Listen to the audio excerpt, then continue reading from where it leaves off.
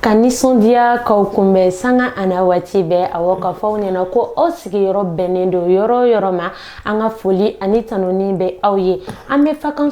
jɛmukan kɛnɛ de kan an b'a fɔ ko aw bisimila Fakan dɔgɔkun an n'anw bɛ ɲɔgɔn bolo ayiwa an tɛ sɛgɛn an tɛ ɲinɛ aw minnu bɛ fɛ k'aw nin don nin jɛmukan in na a ka nɔgɔn kojugu wa a dayɛlɛlen don aw bɛɛ lajɛlen de i ye silamɛri ye n'i bɛ Mali la e bɛ silamu kɛ i fakan de la i bɛ se k'i nin don jɛmukan in na ayiwa aw sponsor ni partenaire n'aw bɛ fɛ fana aw ka lakodɔn jɛmukan in senfɛ a bɛ se ka aw nin don a la wa a bɛ se k'an sɔrɔ bɔlɔlɔ sanfɛ walima nɛgɛjuru sira la mun bɛ tɛmɛ aw ka jabaraninw kɔrɔ tonton Kibaru folikan jumɛn de b'i bolo k'a lase Fakan filɛbagaw an kɔni an tɛ segin aw foli la tant que aw ma segin an ka la regardement na kɔni an fana tɛ segin aw foli la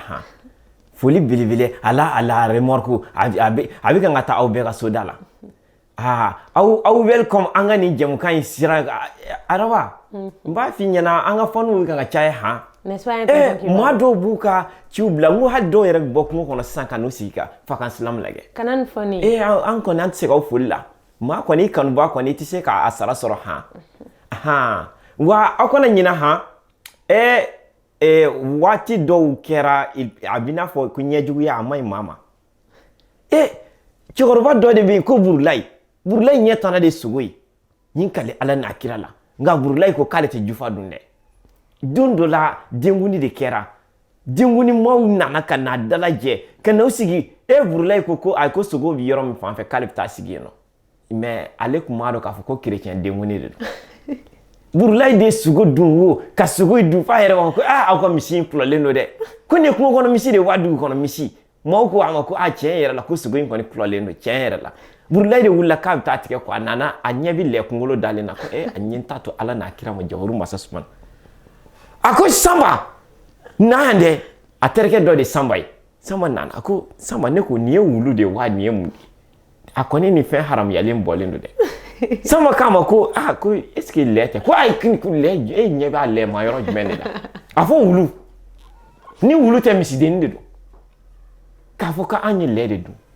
a y'an b'o ɲɛfɔ yɔrɔ jumɛn an y'an si bɛɛ kɛ Alabato la a kɛra fu y'an bolo chrétien bagara ma dɛ a y'i to la dɔrɔn a sogo morceau dɔ fana bɛ walahi hali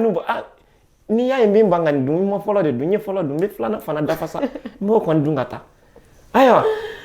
an balimaw an ka foli bɔ ye an tɛ sɛgɛn k'aw fo araba tonton Kibaru tɛmɛ n'a ye nin y'a daminɛ ne ye yɔrɔ ne y'a f'i ɲɛna k'i ka fara cɛkɔrɔbaw ni musokɔrɔbaw la u kɔni tuma dɔw la u kɔni u ka ko ninnu ayiwa baasi tɛ nka tonton Kibaru ne kelen m'a jateminɛ sûrement an filɛbagaw fana y'a jateminɛ parce que tonton Kibaru filɛ nin dɔgɔkun tɛmɛnen a y'i bien sabɛ ka na nin dɔgɔkun in fana na a y'i bien sabɛ c'est-à-dire que ani fini minnu bɔra u ka wilasi la a y'a fini bɛɛ bila kɛrɛfɛ i y'a faamuya a y'i ɲɛsin duguba kɔnɔna butigiw de ma sisan k'a bɛ ale n'olu de cɛ tonton Kibaru n'i m'a ɲɛfɔ de a bɛ i n'a fɔ fɛn wɛrɛ bɛ nin kɔfɛ o tɛ bari sababu ka d'a kan a fɔra ko muso kelen k'i faga muso 313 ni 30 ni 30 ni 4 ka t'i siw don walahi anw tɛ se ka jɛn n'o ye nana de y'a fɔ ne ko sisan nɔ ko la changement n'i bɛ fɛ la première dusukasi k'a faga i bɛ la changement de kɛ o la changement in de dɛ an b'o de sira kan ta araba ko a ma nɔgɔn a ma nɔgɔn dɛ donc n'an y'a faamu sisan tonton Kibaru kɔni ka mɛ sisan ko bilala valise kɔnɔ k'o datugu a bilala nka n ma ja kɔ baasi t'a la ayiwa an bɛ tɛmɛ ni jɛmukan ye tonton Kibaru bi ani maa minnu bɛ ɲɔgɔn bolo an b'a fɔ ten sabula groupe de don an balimamusow de don u mɔgɔ fila de bɛ a groupe la ayiwa an bɛna kuma di olu ma sɔni walasa u bɛ se ka dɔɔni fɔ an ye u yɛrɛ kan ayiwa Anna ça va bien ça va kan jumɛn de bɛ da i bisimila Fakan kɛnɛ kan Fatimi oui ça va bien oui ça va c'est sûr que ça va oui ça va baasi foyi t'i la baasi foyi tɛ alhamdulillah aw bisimila Fakan kɛnɛ kan ayiwa an bɛ kuma di Fatimi ma fɔlɔ Fatimi a ka di ne ye i ka c'est vrai an y'i tɔgɔ mɛn mais i k'i présenter an na halisa Fatimi yɛrɛ ka baara bɛnnen don mun de ma ne ye ekɔliden de d'accord bon comme silamu ka di n ye n bɛ silamu fana kɛ quoi d'accord n y'a faamu donc i ye kalanden ye en même temps i bɛ silamu kɛ a kɛrɛfɛ o diyara n ye kosɛbɛ ayiwa Anna folikan jumɛn b'i bolo k'a lase an filɛbagaw ma Bon, ne bɛ bɛɛ fo fɛn fɛn y'a ka temps bila kan u ka ciw bila ka n'u sigi kan dɛ n ka foli bɛ s'u bɛɛ ma. Donc i bɛ se ka dɔɔni fɔ an ye i yɛrɛ kan. Bon, ne tɔgɔ Ana n jamu Tarawele ne ye écoleden ça fait maintenant 2 ans et 3 ans plutôt n bɛ silamu kɛ.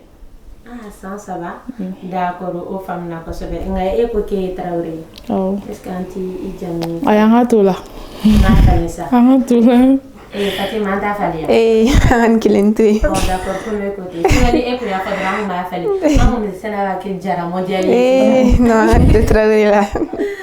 D'accord o faamuna. Ana e yɛrɛ bɛ se ka mun de fɔ an ye aw ka groupe kan groupe tɔgɔ groupe yɛrɛ sigira nin y'a wagati joli le ye aw yɛrɛ mun de y'aw bila hakilina jumɛn de nana k'a fɔ ko aw bɛ groupe initiative ta ka fara ɲɔgɔn kan ka baara kɛ Islam hukumu kɔnɔna la. Bon, groupe tɔgɔ fɔlɔ Islam à l'audacieuse. Islam à l'audacieuse pourquoi parce que nous sommes des gens nous osons quoi. An bɛ limite dɔw franchi an bɛ limite dɔw franchi on ose quoi. Okay. Voilà. Donc tɔw bɛ to ka olu retenir yɔrɔ min na an bɛ tɛmɛ o yɔrɔ de kan quoi. Voilà. D'accord Ana i ni ce o la ayiwa Fatim groupe yɛrɛ sigira senga nin y'a san joli. Bon, groupe sigira ça vaut 1 mois et 1 an plus tôt. Ah d'accord. Oui, parce que moi étant slameuse, Anna aussi est une slameuse. Donc directement, on a une passion en commun. Donc on s'est dit pourquoi ne pas en faire un groupe. Donc raison pour laquelle on a... Voilà. Et groupe sira avec 100 kilimbo. Parce que ne slameuse, Anna fana slameuse. Donc slam kada flabe quoi. O de y'a to an ko pour ka an ta kɛ groupe ye siɲɛ kelen pour que parce que an bɛɛ bɛ ka fɛn kelen de défend an bɛɛ bɛ fɛ ka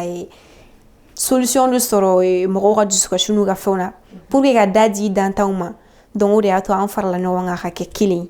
mɔgɔw b'a fɔ cogo min na ko jamakulu jɛlen bɛ bin fɔ donc an fana farala ɲɔgɔn kan ka kɛ kelen. O diyara n ye kosɛbɛ ayiwa Ana an bɛ don min na i n'a fɔ bi aw yɛrɛ y'a fɔ ko groupe tɔgɔ ko Islam à l'audacieuse an bɛ don min na i ko bi est ce que clip bɛ Islam à l'audacieuse mɔgɔw tɔgɔ la. Bon, clip t'en tɔgɔ la pour le moment mais an donna studio la ça vaut même pas une semaine donc an b'o clip préparer quoi mais son kɔni b'an tɔgɔ la. Son b'aw tɔgɔ la mais clip kɔni an bɛ se k'a fɔ ko bɛ sira la. A bɛ sira la. Amina. Ayiwa Islam à l'audacieuse Fatim aw bɛ Islam kɛ kan jumɛn ni jumɛn de la. Bon, an bɛ Islam kɛ principalement français la. Bon, an bɛ se ka Islam fana kɛ bamanankan fana la. Donc chinois kan t'a la. Ayi chinois kan t'a la. Ala fefe. D'accord. Ayiwa sisan plateau in kɔni i n'a fɔ a yɛrɛ b'a dɔn an bɛ ɲininkali dɔɔni kɛ walasa an bɛ se k'an ka mawulelu an bɛ kunnafoni caman sɔrɔ olu kan tuguni nka an bɛ sira di aw ma fana walasa a bɛ se k'aw ka seko ni dɔnko yira an na tuguni donc kɛnɛ b'aw bolo. Cɛ ni muso denmisɛn ni maba sankolo ni dugumakolo la a y'aw tulo mada anw tɔɔrɔla ka wolo ka kɔrɔ a fɔra n ye ko n tɔgɔ munuso barisa ko n ye muso de ye nin texte n y'a sɛbɛn ni joli kɛnɛ de ye walasa aw ka faamuya ko digi dan ye dɛnɛn de ye Chut! Aw kana kuma dɛ a y'a to an k'an dusukunna dimi bɛɛ fɔnɔ kɔrɔ ni tilebi bani ni baba bɛɛ ka na an ka ɲɔgɔn sɔrɔ faaba la musow aw bɛɛ ka na an ka ɲɔgɔn sɔrɔ faaba la tɔɔrɔ ni degun kunbagaw solikawuli kɛbagaw aw ni foli ka kan. De la grossesse à l'accouchement, passant par l'allaitement, vous menez un combat à mort pour nous, femmes. Laissez-moi soigner vos mots par mes mots. Oui, à travers ce slam, permettez-moi de rendre un vibrant hommage à toutes celles qui se battent sans relâche pour se fondre un regard innocent.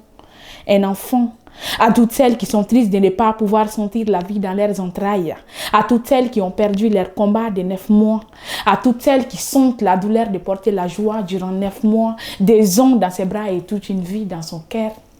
Vous ne méritez point de larmes, mais le monde à vos pieds, femmes, slam. nin diyara kojugu alors n'a y'a a jateminɛ i b'a ye k'a fɔ ko silami kɔnɔna la aw kumana kosɛbɛ muso kan mais aw yɛrɛ ye nin hakilina sɔrɔ cogo di ka hommage kɛ musow ye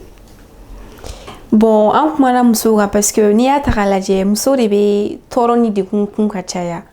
muso de ye sɛgɛn kunba ye quoi anglais ko no woman no cry muso de ye diɲɛlatigɛ fɛn bɛɛ ye ni muso lafiyara dɔrɔn jamana bɛ lafiya sigida bɛ lafiya donc ni muso tɛ foyi ti ɲɛnabɔ quoi donc muso ni bonya ka kan kosɛbɛ muso ni bonya ka kan ayiwa an bɛ tɛmɛ ni an ka dɔgɔkun rubrique fɔlɔ ye an ka jɛmukan rubrique fɔlɔ ye n'o ye clip de la semaine ye ayiwa bi clip de la semaine okumu kɔnɔna la maa min b'an bolo o ye Karma Slam ye ale ka clip de b'an bolo n'o titre ye noir et blanc aw ni an ka jɛ k'o lajɛ ɲɔgɔn fɛ